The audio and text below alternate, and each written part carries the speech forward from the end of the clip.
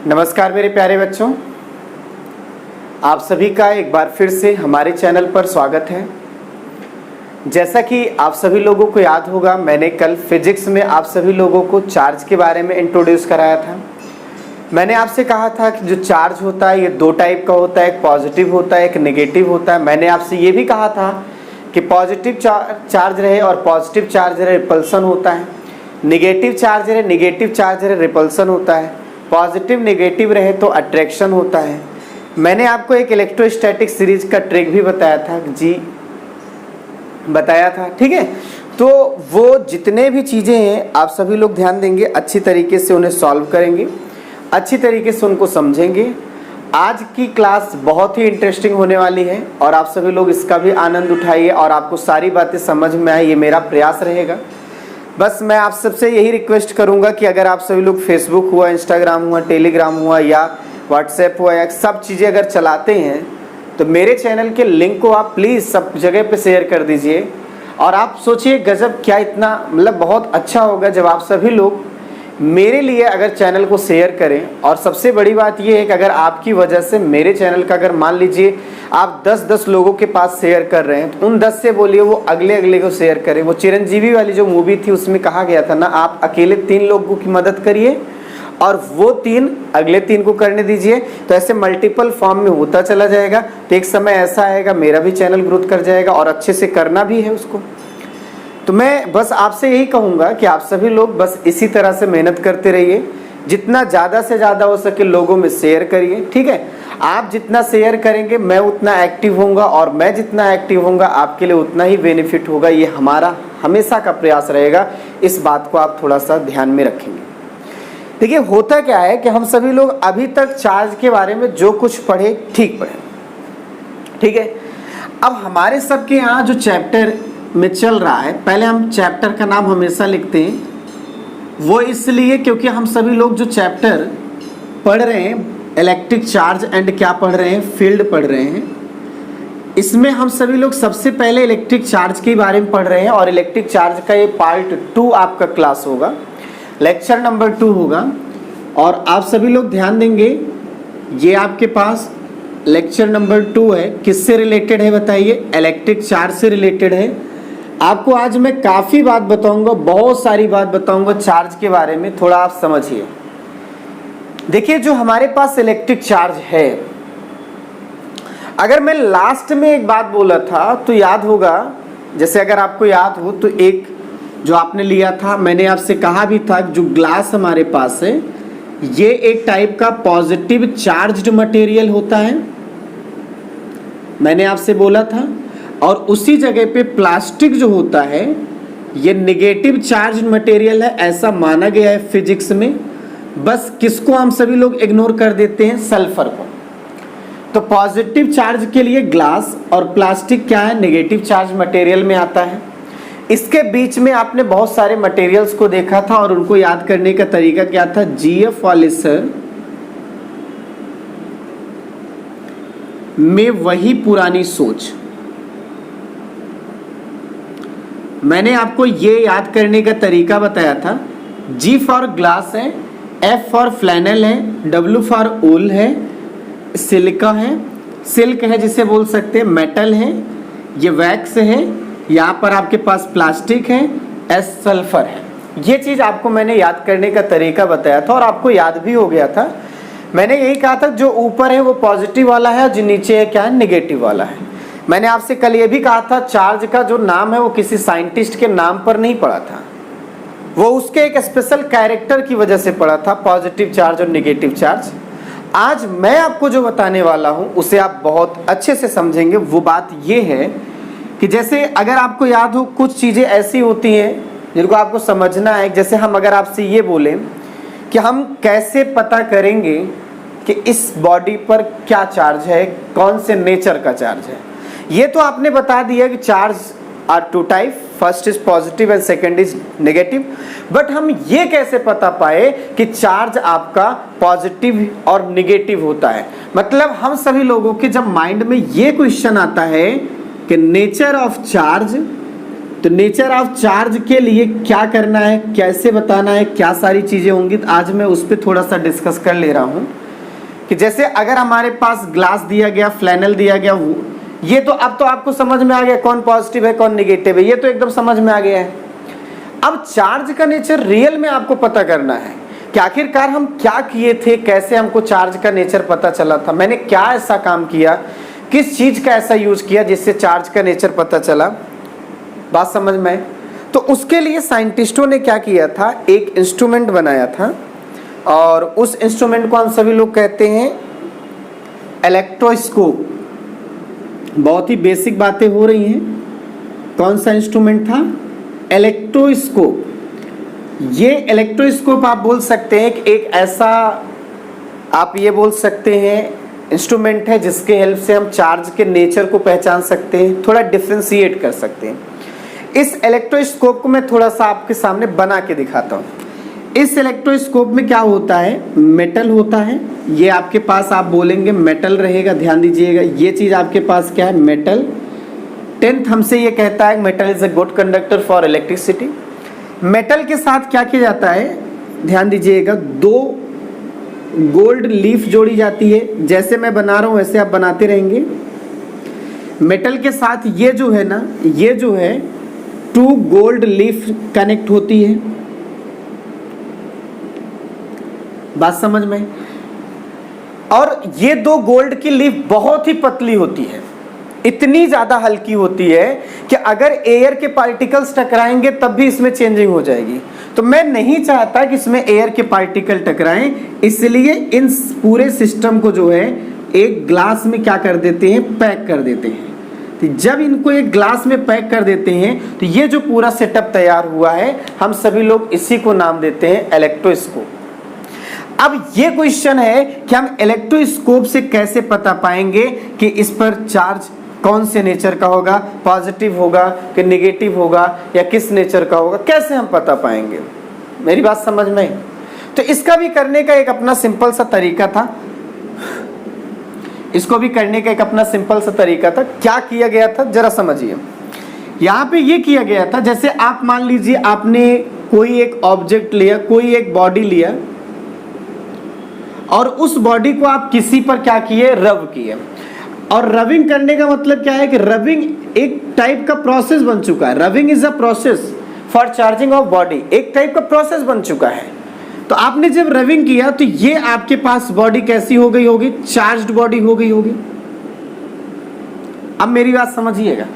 अब उस charge body को आप सभी लोग क्या करेंगे, इलेक्ट्रोस्कोप से, मान लीजिए यही आपके पास था चार्ज बॉडी, और इस चार्ज बॉडी को आप सभी लोग क्या करेंगे, इलेक्ट्रोस्कोप में टच कराएंगे। इसकी मेटल से आप टच कराएं। जैसे टच कराएंगे तो इस पर जो भी चार्ज होगा वो गोल्ड की लीफ पर क्या हो जाएगा, चला जाएगा। वो गोल्ड की लीफ पर क्या हो जाएगा, फैल जाएगा। तो आप ये कह सकते हैं बॉडी एक ही है तो चार्ज एक जैसा ही होगा। तो इस पर चार्ज फैलेगा, इस पर चार्ज फैलेगा, दोनों चार्ज के बीच में क्या होगा, रिपल्सन होगा। मैं इसको जूम करके दिखाता हूं। आप ये बोल सकते हैं ये है गोल्ड की लीफ है, ठीक है। आपने क्या किया है, इस पर यही मैं कोई चार्ज बॉडी को टच कराया, कांटेक्ट में लाया, तो इस पर जो बॉडी पे चार्ज होगा वो ट्रांसफर होगा इस बॉडी पे, इस इलेक्ट्रोस्कोप में।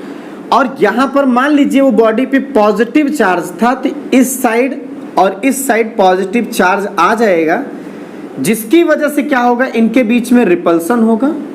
और इस रिपल्सन की वजह से क्या हो जाएगा, जो गोल्ड की लीफ है वो दूर दूर हो जाएंगी। मतलब वो आप बोल सकते हैं ये रिपल्सन की वजह से गोल्ड की लीफ अपने आप को दूर ले जाने का प्रयास करेंगी। कुछ इस तरह से हो जाएगा। बात समझना जरा, बहुत बेसिक चीजें बता रहा हूं। ये ऐसा हुआ तो अब आप एक काम करिए, कोई दूसरा ऑब्जेक्ट लीजिए। आप पहला चार्ज बॉडी टच कराएंगे तो ऐसा होगा ही, चाहे वो पॉजिटिव होगा चाहे निगेटिव होगा। पॉजिटिव फैला तो भी रिपल्सन, निगेटिव दोनों जाता तो भी रिपल्सन होता। लेकिन जब दूसरी बॉडी को टच कराएंगे, मुझे उसको, इसीलिए तो एक चीज कंफर्म कर लिया गया कि ग्लास के पास पॉजिटिव चार्ज होता है, तो हमने ग्लास को रब किया आराम से, हमने ग्लास को क्या किया, रब किया, रब करने के बाद टच कराया, यहाँ पे पॉजिटिव चार्ज है, रिपल्सन मैंने देखा, गोल्ड की दो लीफ जो एकदम पैरेलल थी वो थोड़ा सा क्या हो गई, चेंज हो गई, जो पैरेलल थी वो थोड़ा सा क्या हो गई, चेंज हो गई, उनके बीच में डिस्टेंस क्या हो गया, बढ़ गया। डिस्टेंस बढ़ने से ही साइंटिस्ट ने देख लिया भैया यहाँ पे रिपल्सन हो रहा है। अब उन्होंने क्या किया, दूसरा एक कोई ऑब्जेक्ट ले लिया, दूसरा ऑब्जेक्ट, और उस दूसरे ऑब्जेक्ट को भी टच मतलब रबिंग किया, उस पर भी चार्ज आया, और फिर आप उस बॉडी को क्या करेंगे, कांटेक्ट में लाएंगे। अब यहां पर दो पॉसिबिलिटी हो सकती थी, जब आप दूसरे को कांटेक्ट में लाएंगे तो अगर ये डिस्टेंस आपकी कम हो जाती है, एक पॉसिबिलिटी ये थी, और दूसरा ये डिस्टेंस बढ़ सकती थी। जरा सोचो, अगर डिस्टेंस बढ़ जाती तो इसका मतलब क्या था, रिपल्सन बढ़ गया, और रिपल्सन बढ़ने का मतलब है यही पॉजिटिव चार्ज की तादाद बढ़ गए, यही पॉजिटिव चार्ज का नंबर बढ़ गया। इसका मतलब जो अब बॉडी आप टच करा रहे हो उस पर भी कौन सा चार्ज है, पॉजिटिव चार्ज है। मेरी बात समझ में आई कैसे नेचर पहचान रहे हैं। एक का तो मैंने क्लियर कर दिया, उस पर पॉजिटिव चार्ज ही रहेगा, मैंने दूसरा टच कराया तो देखा कौन सा चार्ज रहा, नेगेटिव आया, या ये भी हो सकता है पॉजिटिव है, कोई दिक्कत नहीं, एक्स वाई जेड कोई भी लगा सकते हैं। मैं फिर से बोल रहा हूं कि जब आप सेकंड ऑब्जेक्ट को टच कराएंगे, पहले ऑब्जेक्ट को टच कराएंगे तो डिस्टेंस बढ़ेगा, चाहे वो पॉजिटिव वाला रहेगा चाहे निगेटिव वाला रहेगा। लेकिन जब दूसरे के ऑब्जेक्ट को आप टच कराएंगे तो वहां पे दो पॉसिबिलिटी हो सकती है, एक आपके पास हो सकता है डिस्टेंस बढ़ जाए, और एक हो सकता है डिस्टेंस कम हो जाए। अगर डिस्टेंस कम हो जाता है तो इसका मतलब रिपल्सन कम हो गया, और रिपल्सन कम होने को अदर लैंग्वेज में बोल सकते हैं अट्रैक्शन हो गया। अब अट्रैक्शन कब होगा, रिपल्सन कम कब होगा, यही बता दीजिए। इन्हीं चार्जेस की वजह से रिपल्सन है। अगर यही चार्जेस कम हो जाएंगे तो रिपल्सन कम हो जाएगा, तो पॉजिटिव को खत्म कौन करेगा, निगेटिव। मतलब अब जो बॉडी टच करा रहे वो कैसे चार्ज वाली है, निगेटिव है। अगर वही डिस्टेंस बढ़ जाती है तो समझना भैया रिपल्सन बढ़ गया, और रिपल्सन बढ़ गया तो हम सभी लोग ये समझेंगे कि जो बॉडी अब टच करा रहे हो उस पर भी चार्ज कैसा है, पॉजिटिव है। तो मैं आशा करता हूं आप सभी लोगों को इलेक्ट्रोस्कोप समझ में आ गया। इलेक्ट्रोस्कोप क्या होता है, इलेक्ट्रोस्कोप का यूज किया गया था ये बताने के लिए कि बॉडी पर चार्ज क्या होता है, पॉजिटिव होता है कि निगेटिव होता है। हाँ, इनके बाद, इन सारी चीजों को जानने के बाद इलेक्ट्रोस्टैटिक सीरीज बनाई गई। ये आपको मैंने पहले ही बता दिया था इलेक्ट्रोस्टैटिक सीरीज। तो मैं आशा करता हूँ आप सभी लोगों को ये समझ में आया। हाँ, मन में कभी क्वेश्चन अगर ऐसा आता है कि यहाँ पे गोल्ड ही फ्लैग क्यों यूज करते हैं, गोल्ड फॉइल ही क्यों यूज करते हैं, तो मैं इसका जवाब अच्छे से देता हूं। आप सोचते होंगे गोल्ड तो बहुत महंगा है तब भी इसका यूज किया जा रहा है। महंगा चल जाएगा इसलिए क्योंकि इसका सबसे ज्यादा इंपॉर्टेंट, आप सभी लोग हो सकता है सुने भी होंगे, मेरे यहाँ मैलिएबिलिटी आप सुने होंगे। मैलिएबल प्रॉपर्टी गोल्ड में सबसे ज्यादा होती है, इसको सबसे ज्यादा पतला बनाया जा सकता है। तो बोल सकते हैं जो गोल्ड की फॉइल है इसको सबसे ज्यादा पतला बनाया जा सकता है, सबसे ज्यादा थिन बनाया जा सकता है, इसलिए गोल्ड फॉइल यूज किया जाता है। अरे इसीलिए तो इसको गोल्ड फॉइल इलेक्ट्रोस्कोप भी बोला जाता है। तो आप घबराइए मत। तो मुझे लगता है कि आपको इलेक्ट्रोस्कोप का सारा फंडा समझ में आ गया है, क्या किया गया था। जरा सोच के देखिए, अच्छा लगेगा, दिल को सुकून मिलेगा। अब मैं आपको एक बात बता रहा हूं, जैसे मेरी बात समझिएगा भाई। अब मैं आपको कुछ ऐसी चीजें बता रहा हूं जो आपको प्रकृति से, नेचर से रिलेट करके बताने चल रहा हूं, और आप इन्हें अच्छी तरीके से देखेंगे, समझेंगे, सोचेंगे, पढ़ेंगे, जानेंगे और मजा लेंगे। पढ़ाई के साथ साथ एंजॉय करना भी जरूरी है। एंटरटेनमेंट बहुत अच्छी है, इसीलिए तो अक्षय कुमार ने मूवी बना दिया ताकि लोग जो समझते थे कि एंटरटेनमेंट नहीं है, आपको पता होना चाहिए कि एंटरटेनमेंट या laughing is a best medicine सभी लोगों को बताया जाता है। मेरी यार सुबह थोड़ा सा तबीयत सही थी, ओ सॉरी खराब थी। आप पता ही नहीं क्यों, आप सबका आशीर्वाद हमको लगता है, मेरा तो आशीर्वाद आप सबके साथ हमेशा रहे। तो आप सब लोग बहुत अच्छा रिजल्ट पाइए, लेकिन आप सबकी दुआएं मेरे साथ यही रहे कि मेरी तबीयत से लेके सब कुछ मेरा सही हो जाए, मेरा समय भी कुछ सही हो जाए। और इसको सच में बता रहा हूँ, मेरा थोड़ा समय अभी गड़बड़ चल रहा है, लेकिन अगर सही हो जाएगा, मैं आने वाले समय में जब भी क्लास लूंगा तो ये जरूर बोलूंगा कि जानवी, सभ्या, वैष्णवी, या साक्षी पांडे, इन सब का जरूर नाम लूंगा, या आशीष का, ठीक है, धीरज का, कैस का, या आपको मैं और कुछ नाम बता रहा हूँ, इसमें बहुत से लोग बुरा मत मानिएगा क्योंकि मुझे तो नाम सबका याद नहीं है। जैसे एक थी शिवाक्षी, क्या नाम था उसका, और प्रिया का, बहुत सारे नाम याद थे लेकिन अब क्या बताएं, वही हाल है, कैसे कहें बिना। तो ये सारी चीजें हैं, तो ये आपका पहला है, ठीक है। आप सभी लोग देखे भी होंगे, मैंने कल आपसे शेयर किया था बिजली का चमकना। आकाश में जब बादल आपस में टकराते हैं तो बिजली गिरती है, और उस बिजली में देखिए इतनी आग होती है, इतनी एनर्जी होती है, किसी आदमी पर गिर जाए तो उसकी तुरंत जान लीजिए स्वर्ग हो जाएगा, वो तुरंत मर जाएगा। पेड़ पौधे पर गिर जाए देखिए एकदम वर्टिकल इफेक्ट हमेशा होता है। याद रखना, बिजली का कभी भी इफेक्ट होगा तो वर्टिकल होगा, कभी हॉरिजॉन्टल इफेक्ट नहीं होता है, ये बात आप माइंड में रखेंगे, ठीक है। होता क्या है भाई कि अगर हम सभी लोग अच्छे से समझें वो क्यों हुआ, क्यों शॉक्ड लगा, वहां पर तो मुझे बहुत झंझनाट लगता है, शॉक्ड लगता है। आज मैं आपको एक चीज बताता हूं, आप सभी लोगों को वो दृश्य मैं आपको बता देता हूं, आप सब लोग फील करिएगा, दिखेगा भी। जैसे आपने क्या किया था, ग्लास को कहीं मान लीजिए रब किए, आपने प्लास्टिक को रब किया है, ये है ग्लास और ये है प्लास्टिक, मुझे पता है इस पे पॉजिटिव और इस पर क्या होगा नेगेटिव, और दोनों चार्ज बॉडी हैं, दोनों चार्ज बॉडी को आप आपस में सामने लेके आइए। जब सामने लेके आएंगे तो आप देखेंगे 100% है, कुछ ना कुछ उस पर क्या होगा, चिंगारी निकलेगी। मैं इसका एक जीता जाता एग्जांपल बता रहा हूं। बैटरी जानते हैं ना, बैटरी एक साइड पॉजिटिव प्लेट होता है, एक साइड निगेटिव होता है।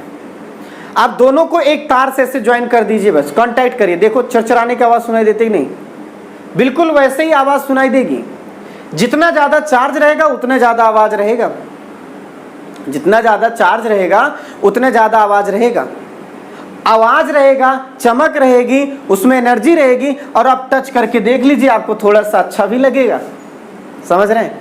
तो ये सारी चीजें आप सभी लोगों को यही कहता है कि भाई नेचर में देखो क्या हो रहा होगा। हम यहाँ डेली लाइफ में तो देख रहे हैं, बड़ी कमाल की बात है कि अगर हम दो चार्ज बॉडी को आपस में क्या करते हैं, टच कराते हैं, तो उन पर क्या होता है, स्पार्क होता है, चमक होती है, शॉक्ड होता है। बिल्कुल वैसा ही कॉन्सेप्ट कहीं ना कहीं बादलों के बीच में हो रहा है। बादल बादल आपस में टकराते हैं तो उनके बीच में चार्ज बॉडी आपस में टकरा रही है, इसका मतलब, और वो आपस में टकरा रही है, तभी स्पार्क हो रहा है, तभी चमक बन रहा है, तभी बहुत सारी एनर्जी बन रही है। और वहां पर जब अर्थ पर पड़ती है तो हम कहते हैं बिजली गिर गई। तो बहुत सारी चीजें हैं, आप नेचर से मिलता जुलता रहता है, इसीलिए फिजिक्स बहुत अच्छी लगती है।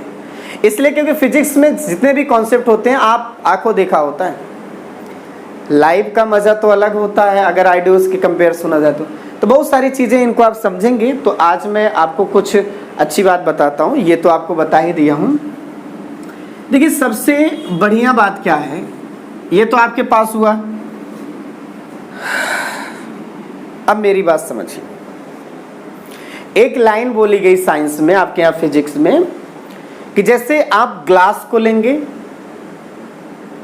और आप मान लीजिए रेशमी कपड़ा, सिल्क ले लीजिए, ग्लास को सिल्क पर रगड़ दीजिए, रबिंग करिए, 5 मिनट तक रब करिए। रबिंग करेंगे तो ग्लास पर भी चार्ज आएगा और सिल्क पर भी चार्ज आएगा। यही तो क्वेश्चन था।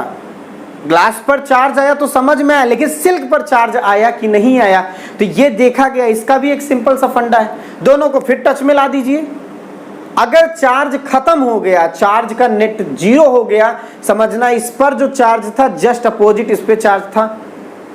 तो एक रूल, ऐसे एक लाइन बना दिया गया। साइंटिस्ट जब कभी भी कोई नया चीज पाता है ना, वो तुरंत एक पॉइंट बनाता है, एक लाइन लिख देता है। यहाँ पे एक लाइन बनाई गई कि जब कभी भी आप सभी लोग किसी एक बॉडी को किसी और बॉडी पे रब करेंगे तो दोनों बॉडी पे चार्ज आएगा। अंतर केवल इतना होगा, एक पे पॉजिटिव आएगा, एक पे निगेटिव आएगा, सेम मैग्नीट्यूड में आएगा। इसका आपको देखना है तो आप दोनों को टच करा दीजिएगा, फाइनली रिजल्ट 0 हो जाएगा। जैसे मैं आपसे कह रहा हूं, आप ग्लास लीजिए, 5 मिनट तक रब करिए। आप रेशम लीजिए, रेशम पे रब करिए तो ग्लास को भी आप छोटे छोटे पार्टिकल देखिए अट्रैक्ट करेगा, रेशम भी अट्रैक्ट करेगा। ठीक है, इसका मतलब both having some charges. But अगर इन दोनों को आपस में मिक्स कर दीजिए, मिक्स करने के बाद तब जाके कागज के टुकड़ों को ले जाइए, ये अट्रैक्ट नहीं करेंगे। इसका मतलब जब ये दोनों कंबाइन हुए तो ये चार्ज एक दूसरे की कैरेक्टर्स को क्या कर दिए, कैंसिल कर दिए। कैंसिल करना ही तो पता चला भैया, मैथ हमारी एक ऐसी सब्जेक्ट है जिसमें दो चीजें अगर सेम रहे, नेचर अलग अलग रहे, एक प्लस एक माइनस, जुड़ने पर जीरो होता है, इसीलिए तो पॉजिटिव निगेटिव बना था, ये चीज बता चुका हूं। अब ये है कि कैसे दोनों पर चार्ज आता है, एक को आपने किसी और पे रब किया तो दोनों पर कैसे चार्ज आता है, मैं उस कॉन्सेप्ट को बताता हूं। और इसके लिए एक थ्योरी डेवलप की गई थी जिसको हम कहते हैं इलेक्ट्रॉन थ्योरी। तो आप सभी लोग हेडिंग डालेंगे इलेक्ट्रॉन थ्योरी, हेडिंग डालेंगे इलेक्ट्रॉन थ्योरी। मैं आपको बता दूं, बहुत से लोगों का ऐसा भी क्वेश्चन होता है, सर आप इलेक्ट्रॉन थ्योरी बता रहे, क्या प्रोटॉन थ्योरी भी होता है? नहीं बेटा, केवल इलेक्ट्रॉन थ्योरी होता है, प्रोटॉन थ्योरी नहीं होता है। अब इलेक्ट्रॉन थ्योरी ही क्यों होता है, प्रोटॉन थ्योरी क्यों नहीं होता, उसके पीछे लॉजिकल बातें मैं आपको शेयर करता हूं। तो आप सभी लोग क्या हेडिंग डालेंगे, इलेक्ट्रॉन थ्योरी। क्या हेडिंग रहेगी, इलेक्ट्रॉन थ्योरी। इलेक्ट्रॉन थ्योरी का बेसिक फंडा क्या है, जैसे जैसे बता रहा हूं, ये है मैटर, बना है किससे, मॉलिक्यूल से, मॉलिक्यूल बना है किससे, एटम से। एटम में देखो तो क्या चीजें हैं, एटम में एक पार्ट होता है न्यूक्लियस का, और उसके चारों तरफ बहुत सारी क्या होती है, क्लासेस होती हैं, जिन पर क्या होता है, इलेक्ट्रॉन्स घूमते रहते हैं। तो यहाँ इलेक्ट्रॉन को दो तरह से कैटेगराइज किया गया, एक वो इलेक्ट्रॉन जो न्यूक्लियस से बहुत दूर है, और एक वो इलेक्ट्रॉन जो न्यूक्लियस के बहुत करीब है। जो इलेक्ट्रॉन न्यूक्लियस के बहुत करीब है, नियर जो इलेक्ट्रॉन्स होंगे न्यूक्लियस के, हम सभी लोग उन इलेक्ट्रॉन्स पे बोलेंगे कि वहां स्ट्रॉन्ग न्यूक्लियर फोर्स लग रहा होगा, तगड़ा वाला न्यूक्लियर फोर्स लग रहा होगा। और जो इलेक्ट्रॉन बहुत दूर है,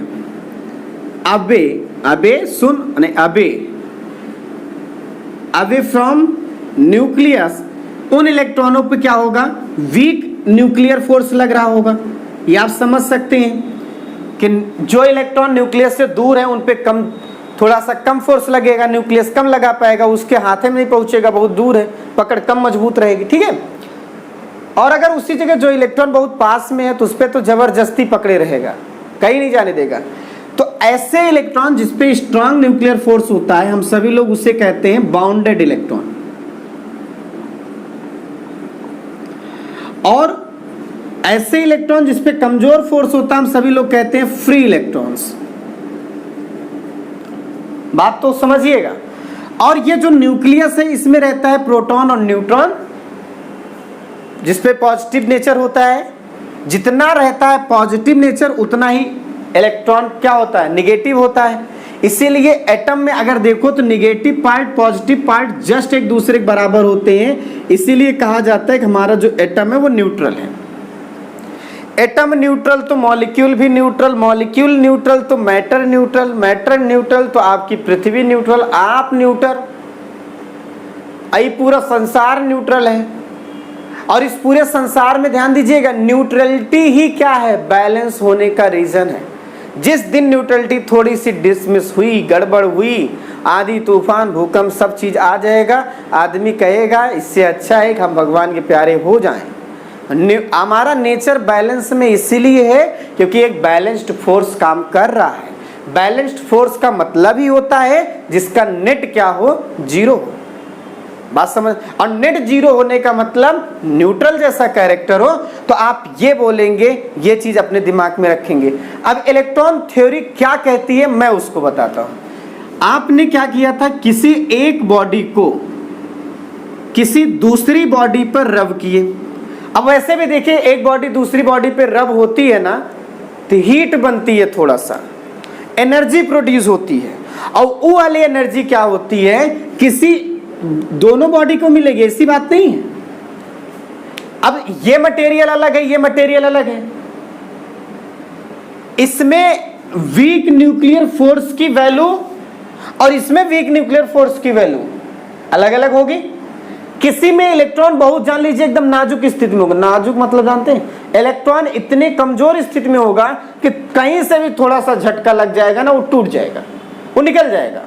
और हो सकता है इस बॉडी में ऐसा इलेक्ट्रॉन थोड़ा सा मजबूती में जुड़ा हो, फ्री इलेक्ट्रॉन्स नहीं निकलेगा। तो ऐसा मतलब ऐसा सोचा गया, ऐसा सेंस किया गया भाई कि अगर आप एक बॉडी को दूसरे बॉडी में रब करते हैं ना, तो एक बॉडी से इलेक्ट्रॉन निकल जाता है और दूसरे बॉडी में इलेक्ट्रॉन इंटर कर जाता है।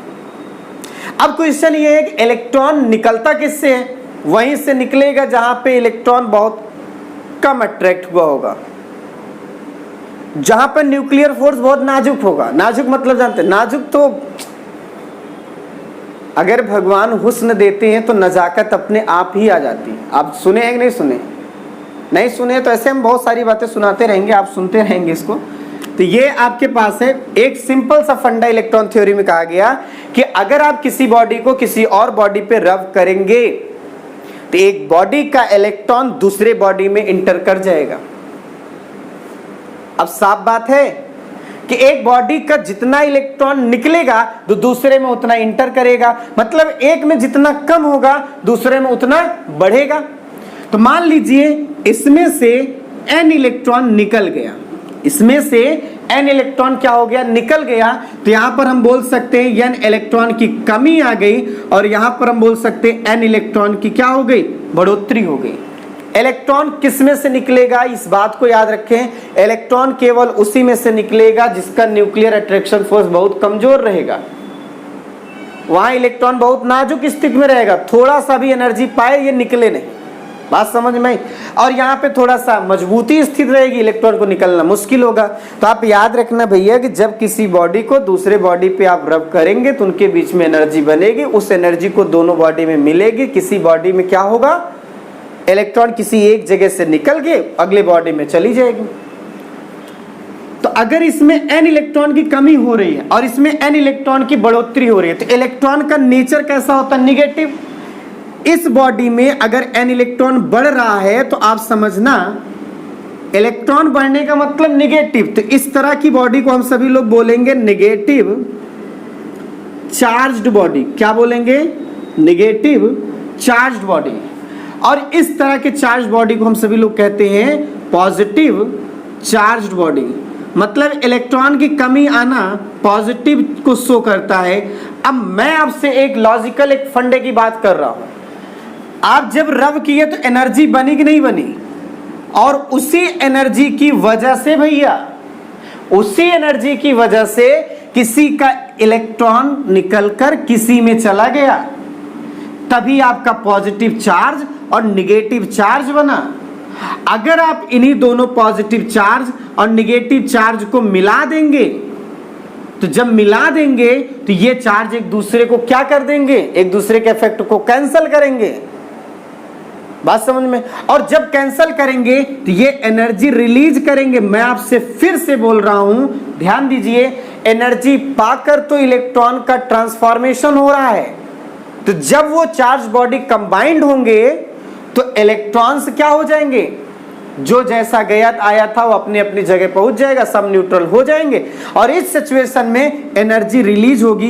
इसीलिए तो मैंने बोला कि आप पॉजिटिव बॉडी निगेटिव बॉडी को टच कराइए तो एनर्जी निकलती है, वो स्पार्क के फॉर्म में, चिंगारी के फॉर्म में निकलती है। आप कॉन्सेप्ट समझे? एनर्जी पाकर इलेक्ट्रॉन क्या हुए? एक में से दूसरे में गए।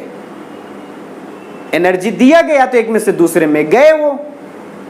अब अगर हम उन्हीं दोनों बॉडी को मिला देंगे तो एनर्जी हमको मिल जाएगी और वही एनर्जी आपकी स्पार्क के रूप में, चमक, चिंगारी, जो भी साउंड, जो भी बोला चाहो ना आप बोल सकते हो, समझे? आप कुछ भी कह सकते हो, कोई दिक्कत नहीं है, ठीक है भैया? तो ये आपके पास होता है positive charge body, negative charge body. अपना फंडा तैयार रखिएगा। तो ये इलेक्ट्रॉन थ्योरी। अब मन में जो आ रहा है, कहाँ प्रोटॉन थ्योरी नहीं बनी है? प्रोटॉन कहाँ पे है? न्यूक्लियस में। निकाल पाओगे? है हिम्मत? नहीं। तो इसीलिए प्रोटॉन थ्योरी नहीं है। इसका एक और रीजन है। अगर हम इलेक्ट्रॉन की बात करें, वैसे देखिए आपको एनर्जी देना पड़ा, तो एनर्जी मतलब वो भी निकलने के लिए, that is a kinetic energy. Kinetic energy के फॉर्मूले में देखो, काइनेटिक एनर्जी डायरेक्टली क्या प्रोपोर्शनल है? मास पर है।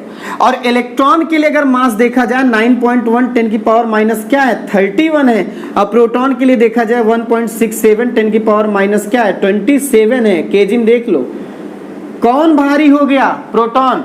इलेक्ट्रॉन हल्का हो गया। इसका मास कम है, मास कम है तो काइनेटिक एनर्जी क्या होगी? कम, मतलब जो एनर्जी है कम देनी पड़ेगी। कुल मिला के यही है भैया कि एनर्जी आप कम देंगे तो इलेक्ट्रॉन निकल जाएगा, लेकिन अगर एनर्जी कम दी है तो प्रोटॉन नहीं निकलेगा। या इसको अदर लैंग्वेज बोलो कि इलेक्ट्रॉन निकालने के लिए हमें कम एनर्जी की जरूरत पड़ती है, इसलिए इलेक्ट्रॉन थ्योरी है। इसीलिए इलेक्ट्रॉन की वजह से चार्ज होता है, प्रोटॉन की वजह से नहीं होता है। आई बात समझ? प्रोटॉन थ्योरी नहीं बनी हुई है। मैं आशा करता हूं आपको ये सारी बातें समझ में आई होंगी। तो अब आप एक काम करिएगा, नेक्स्ट हेडिंग डालिएगा जो बहुत ही ज्यादा इंपॉर्टेंट है। अब आप सबके हम सिलेबस पर आते हैं। ये तो आपका बेसिक था, एकदम क्या था? बेसिक था। एक कहानी थी,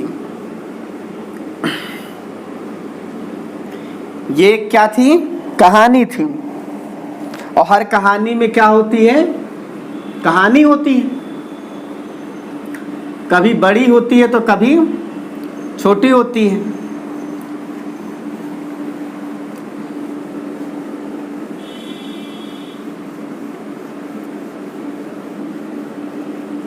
ऐसे मैं आपको बता दूं, एक शिक्षक थे, एक टीचर और एक एडवोकेट जो है, दोनों लोग मिले। एक टीचर और एक एडवोकेट, मतलब एक अध्यापक और एक वकील, दोनों लोग आपस में मिले एक जगह पे।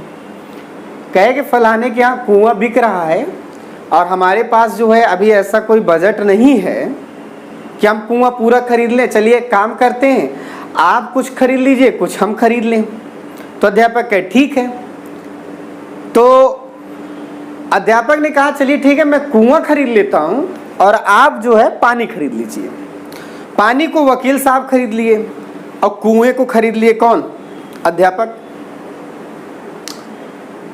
तो कुछ दिन ऐसा चलता रहा। तो ये दोनों में भाई बनती थी, वो पानी यूज करते थे, पानी पीते थे। लेकिन एक दिन वकील को लगा नहीं यार, पानी मेरा है और यूज ये कर रहा है। तो उसने दिमाग लगाया, कहा कि मास्टर जी ऐसा है, आप पानी जब यूज करेंगे ना तो मुझे उसका पैसा दीजिएगा। तो मास्टर जी ने कहा बहुत सही, बहुत अच्छा है, ठीक है, आप मुझे कुएं का किराया दे दीजिएगा, नहीं तो पूरा पानी निकाल लीजिए। तो वकील साहब कह रहे हैं मजाक कर रहा था। तो बहुत ऐसी चीजें हो सकती हैं, तो आप सभी लोग थोड़ा सा समझेंगे। अब आप हेडिंग डालेंगे कैरेक्टरिस्टिक्स या प्रॉपर्टीज ऑफ चार्ज। कौन सी हेडिंग डालेंगे? Properties of charge. अब मैं आपको जो फिजिक्स पढ़ाऊंगा वही आपकी सब कुछ होगी। सब कुछ मतलब सोना बाबू जान जो जो कहा, ये सब कुछ होगी। अब यही में आप जान लीजिए अपना जीवन है, इसी को प्यार करिए और किसी को मत करिए। प्यार मोहब्बत सब क्या है पता है नहीं क्या क्या। मैं सच में बताऊं, चलिए ठीक है, प्रॉपर्टीज ऑफ चार्ज की अगर हम बात करते हैं तो इसमें देखिए केवल आपको 3 प्रॉपर्टी मैं बताऊंगा। सबके नाम भी लिख लीजिए। पहला एडिटिव नेचर ऑफ चार्ज, दूसरी प्रॉपर्टी लिखेंगे आप क्वांटाइजेशन ऑफ चार्ज, और तीसरी प्रॉपर्टी आप सभी लिखेंगे कंजर्वेशन ऑफ चार्ज। तो there are only 3 property of charge. First is कौन सा भैया? एडिटिव नेचर ऑफ चार्ज, और दूसरा का है क्वांटाइजेशन ऑफ चार्ज, तीसरा का है कंजर्वेशन ऑफ चार्ज। 1 मिनट रुका तो देख ली भैया, दिखाता है कि नहीं? नहीं तो आप सब तो इतना सीधा है, बताओ वो न करवे दिखाता है का है का ना है। तो ये सारी चीजें एक एक बात मैं बता रहा हूं। एडिटिव नेचर ऑफ चार्ज का मतलब क्या है? एडिटिव नेचर ऑफ चार्ज का मतलब ऐसा है,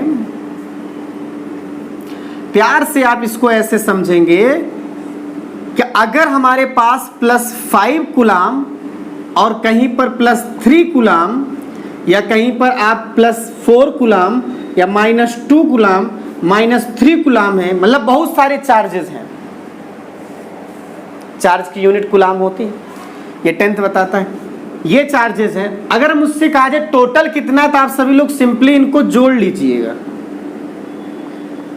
जब आप सिंपली जोड़ लेंगे तो 5 3 8 4 12, 12 में से 5 माइनस कर दीजिए तो आ जाएगा 7 कूलाम। तो इसका मतलब जो भी चार्ज होते हैं ये सिंपल मैथमेटिक्स के द्वारा ऐड हो सकते हैं, सब्सट्रैक्ट हो जाते हैं। मतलब इनका जो मैथमेटिकल ऑपरेशन होता है वो सिंपल मैथ से हो जाता है। इनके लिए किसी स्पेशल मैथ की कोई जरूरत नहीं पड़ती है। इसीलिए आप बोलेंगे हम सभी लोग ऐसी क्वांटिटी इस जीवन में जिसमें सिंपल मैथ से सारे ऑपरेशंस हो जाएं, हम ऐसी क्वांटिटी के नेचर को कहते हैं स्केलर क्वांटिटी। क्या नाम देते हैं? स्केलर। जय हो।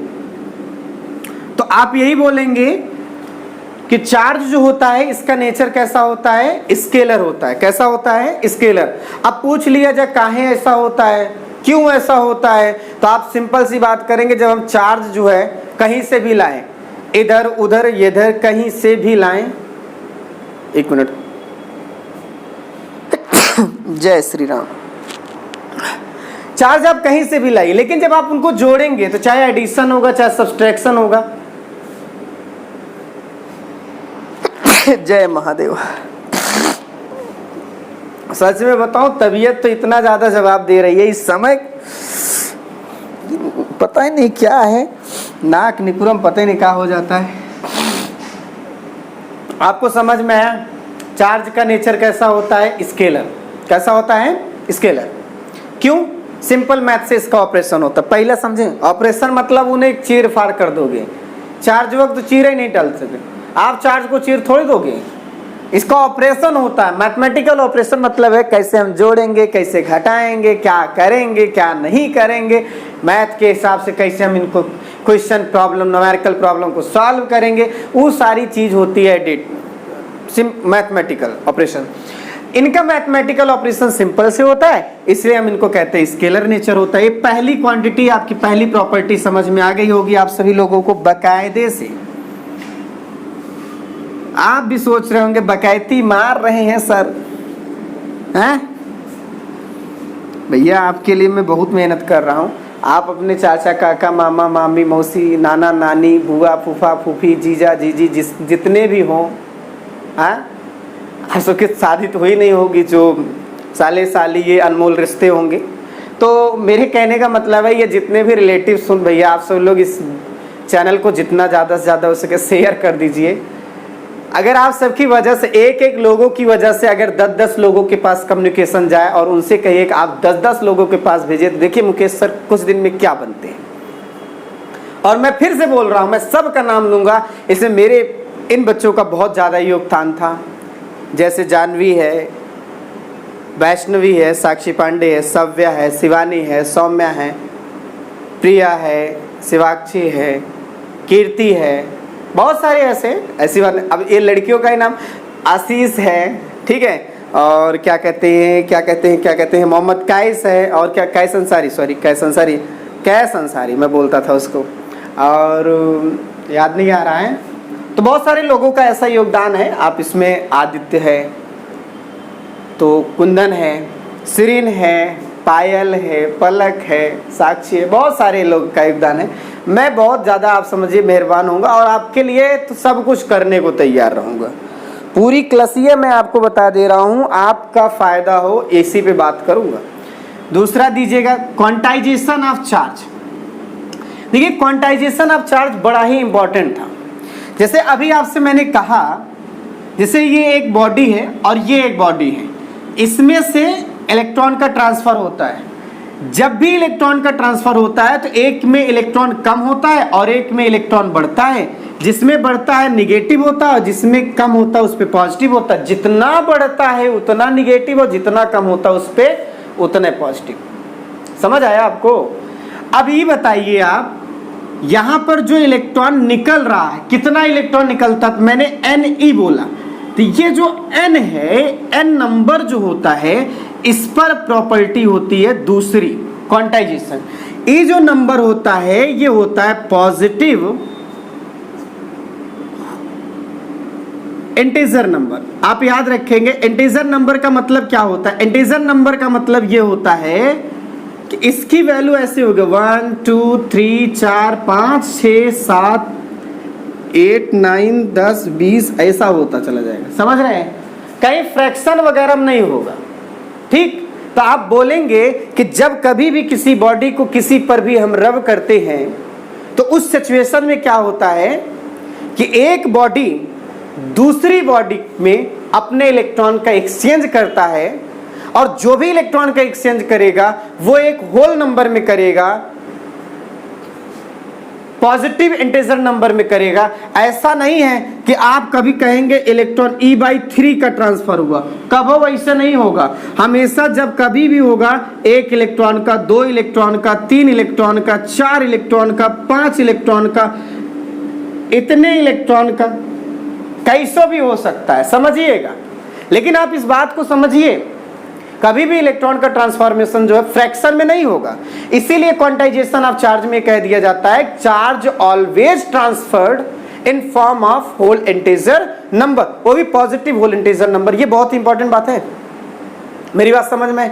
ऐसे फॉर्म में कभी नहीं, ये होगा लेकिन ऐसा कहिए E/3 E/5 E/6 E/ फलाना E/ धमाका, ऐसा कभी नहीं होगा। फ्रैक्शन वगैरह कभी नहीं होगा, ये चीज मान के चलिए आप, ठीक है।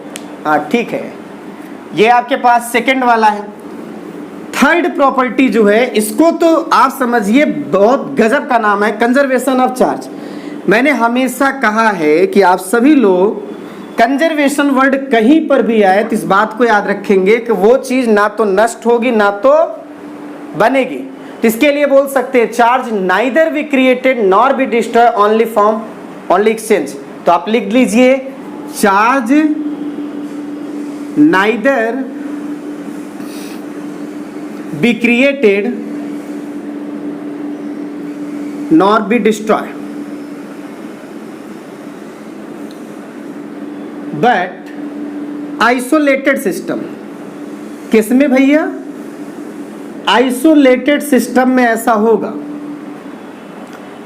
ऐसा भी कह सकते हैं आइसोलेटेड सिस्टम में पॉजिटिव चार्ज और नेगेटिव चार्ज का सम हमेशा कांस्टेंट रहेगा। ये भी बोल सकते हैं सम ऑफ पॉजिटिव चार्ज